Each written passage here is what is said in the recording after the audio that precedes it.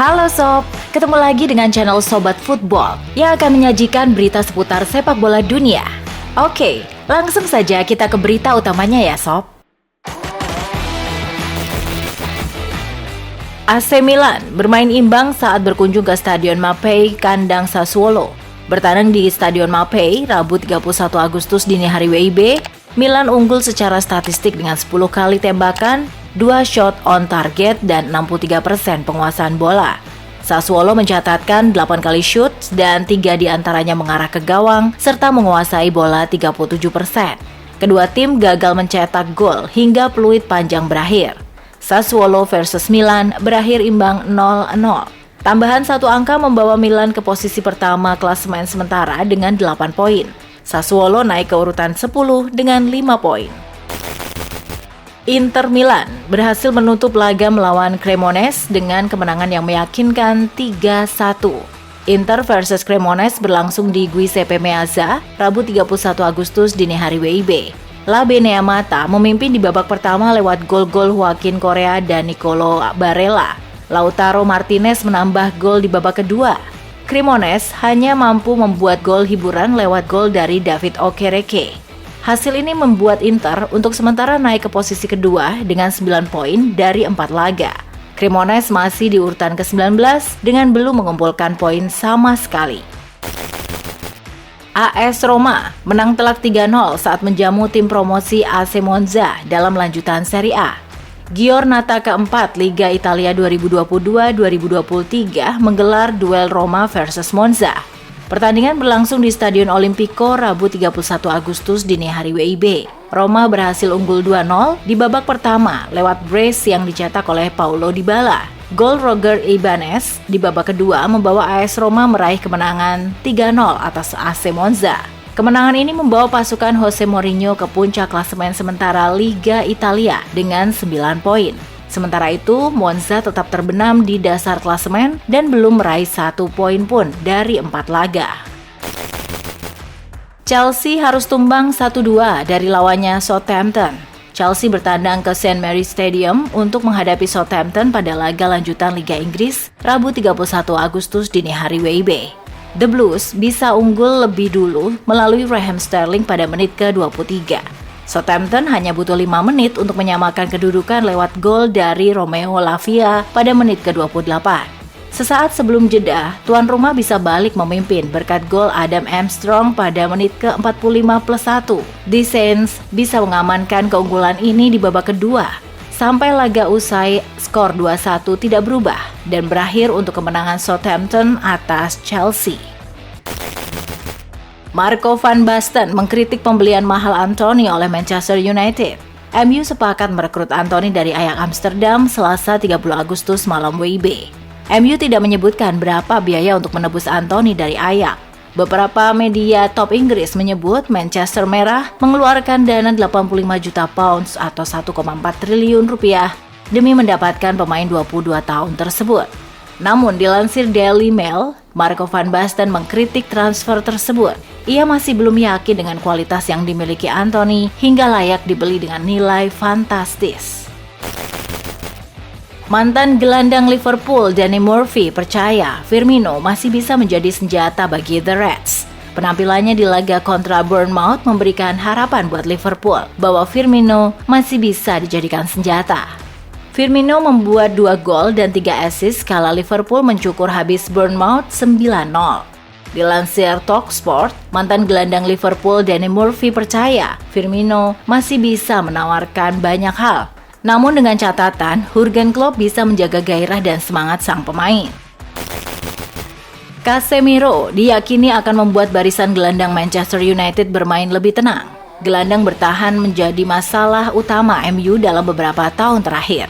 Hal itu dinilai Paul Scholes yang membuat barisan tengah MU tak bisa menampilkan potensi terbaik. Melansir dari situs Mirror, Scholes menilai bahwa Scott McTominay dan Fred akan lebih baik saat bermain membantu serangan. Oleh karena itu, kedatangan Casemiro akan jadi satu hal berharga untuk barisan tengah Manchester United. Penyerang Juventus Arkadiusz Milik menegaskan bahwa dirinya bisa bermain bareng dengan Dusan Vlahovic. Milik dipinjam Juventus dari Marseille. Pemain 28 tahun itu dipinjam setahun dengan biaya 2 juta euro, ada opsi pembelian dengan biaya 7 juta euro. Di Juventus, Milik sudah menjalani debut. Ia berduet dengan Vlahovic saat babak kedua Juventus melawan AS Roma. Dilansir dari Calciomercato, Milik menegaskan bahwa dirinya bisa bermain bareng dengan Dusan Vlahovic, namun pemain Polandia itu juga menyerahkan keputusan bermain kepada sang pelatih. Rio Ferdinand menegaskan, Ronaldo sedang marah besar ketika di bangku cadangkan dalam 2 laga terakhir MU. MU sudah menjalani 4 pertandingan di Liga Inggris musim ini. Ronaldo baru sekali menjadi starter. Saat itu MU dibantai oleh Brentford 0-4. Bagi Ronaldo, menjadi penghangat bangku cadangan jelas bukan yang dia inginkan. Apalagi ia menyandang status sebagai pemain paling tajam MU musim lalu dengan 24 gol yang dikemas. Dilansir Sky Sports, ex-kapten MU Rio Ferdinand yang menyebut bahwa Ronaldo sedang penuh amarah karena dicadangkan. Ferdinand juga tak mengetahui apakah pemain asal Portugal itu akan hengkang atau bertahan. Bournemouth resmi memecat Scott Parker sebagai manajer pasca hasil memalukan melawan Liverpool. Pemecatan Parker diumumkan Bournemouth Selasa 30 Agustus sore WIB, sehari jelang laga kandang kontra Wolverhampton Wanderers.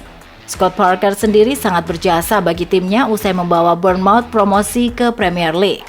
Bournemouth sebenarnya memulai musim ini dengan positif saat menang 2-0 atas Aston Villa, tapi kemudian terjebak dalam tren negatif. Mereka kalah 0-4 dari Manchester City, dihajar 0-3 oleh Arsenal, lalu puncaknya dibantai Liverpool 0-9 akhir pekan kemarin. Rio Ferdinand mengingatkan Arsenal agar tidak mengeluh-elukan Gabriel Jesus. Gabriel Jesus langsung bikin penampilan moncer bersama Arsenal. Pemain berusia 25 tahun itu sudah bikin 2 gol dan 3 assist dari 4 laga Premier League yang membawa Arsenal sementara memimpin klasemen Liga Inggris. Namun di tengah performa oke Jesus, Arsenal kemudian diingatkan. Rio Ferdinand, pundit BT Sports yang juga ex-back Manchester United meminta agar tim asuhan Mikel Arteta tidak terlalu menggembar-gemborkan sang penyerang. Sadio Mane memilih berpose tanpa memegang bir mengikuti sesi foto Oktoberfest bersama skuad Bayern Munich. Pindah ke Bayern, Mane akhirnya ikuti tradisi sesi foto skuad Bayern. Para pemain biasanya berfoto bersama sambil memegang bir dengan pakaian tradisional Jerman untuk merayakan festival minum bir di kota Munich. Nah, Sadio Mane rupanya tidak memegang bir dalam sesi foto Bayern Munich itu. Banyak yang mengaitkan karena pemain Senegal itu beragama Islam, yang diharamkan menyentuh minuman alkohol. Dengan wajah santai, Sadio Mane terlihat tetap asik tanpa memegang gelas bir di tangannya. Jurgen Klopp mengaku peluang untuk merekrut pemain anyar semakin tipis karena waktu yang makin sempit. Liverpool mendapatkan desakan dari para supporter untuk merekrut gelandang baru. Desakan ini muncul setelah krisis pemain akibat badai cedera. Klopp sendiri dalam beberapa pekan terakhir menegaskan tak menutup peluang merekrut gelandang baru di sisa waktu bursa transfer. Namun mengutip laman BBC, Klopp mengakui peluang itu makin tipis karena waktu makin sempit seiring dengan ditutupnya bursa transfer pada 1 September 2022. Kevin De Bruyne mengakui sedang ngebut mengejar sebuah torehan dari legenda Liverpool Steven Gerrard. De Bruyne kini sudah mengoleksi 89 assist di Premier League. Catatan itu menempatkannya di urutan 8 daftar pencetak assist terbanyak sepanjang masa di kompetisi teratas Liga Inggris tersebut. Pemain internasional Belgia itu hanya berjarak 3 assist dari catatan milik mantan gelandang Liverpool, Steven Gerrard. Dilansir Manchester Evening News, De Bruyne menegaskan masih berusaha untuk menyalip catatan Steven Gerrard tersebut. Antonio Conte berharap Harry Kane mau menaikkan kontrak baru secepatnya. Masih segar dalam ingatan ketika Kane meminta cabut musim panas tahun lalu. Adalah Manchester City yang meminatinya dan siap membayar mahal, tapi Tottenham enggan melepas dan sempat membuat Kane frustasi. Situasi serupa diyakini tak akan terjadi lagi karena Kane harusnya sadar kalau Tottenham saat ini lebih menjanjikan. Maka dari itu, dilansir Sky Sport, Kane diminta Antonio Conte untuk segera menaikkan kontrak baru agar spekulasi masa depannya bisa tuntas. Penyerang Chelsea, Callum Hudson-Odoi, resmi cabut dari Stamford Bridge dan gabung Bayer Leverkusen. Hudson-Odoi termasuk salah satu lulusan terbaik Akademi Chelsea. Namun ia kesulitan mendapat jatah bermain reguler di skuad The Blues. Belum lama ini ada kabar bahwa Callum Hudson-Odoi diminati oleh Bayer Leverkusen. Dan sekarang sang penyerang telah resmi gabung klub Bundesliga tersebut. Ia akan gabung dengan Leverkusen dengan status pinjaman selama semusim. Akan tetapi klub Jerman itu tak akan memiliki opsi untuk membelinya secara permanen. Pelatih Massimiliano Allegri menyebut bahwa Angel Di Maria sudah bisa main saat Juventus menjamu Spezia dalam lanjutan Liga Italia. Juventus versus Spezia berlangsung di Allianz Stadium Kamis 1 September 2022 dini hari WIB. Si Nyonya tua wajib menang karena sudah meraih 2 hasil imbang secara beruntun di musim ini. Dilansir Football Italia, demi tak lagi kehilangan poin, Allegri sudah menyiapkan Di Maria. Winger asal Argentina itu belum dipastikan bakal menjadi starter atau tidak. Namun Allegri menyebut bahwa Di Maria sudah bisa dimainkan saat Juventus menjamu Spezia Kamis nanti.